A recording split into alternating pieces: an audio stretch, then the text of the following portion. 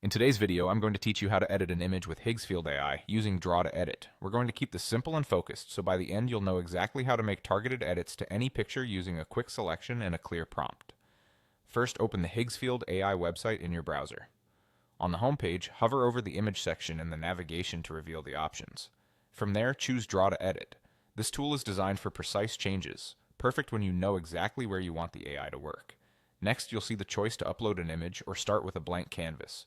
You can do either, but I'll upload an image so we can edit something real. Pick a clear, well-lit photo for best results. Sharper images help the AI understand edges and details more accurately. Once your image finishes uploading, it will appear on the canvas. Now it's time to tell the AI where to focus. Select the rectangle tool and drag a box around the area you want to change. Think of this rectangle as your edit zone. Make it as tight and specific as you can so the AI doesn't wander outside the intended area. If you're editing a small object, zoom in for better control and place the rectangle carefully. Avoid covering parts you don't want altered. After setting the rectangle, add text to communicate what you want changed, and then write your prompt describing the edit. Be clear and descriptive. For example, instead of change color, try turn the selected jacket into a matte black leather jacket with subtle texture.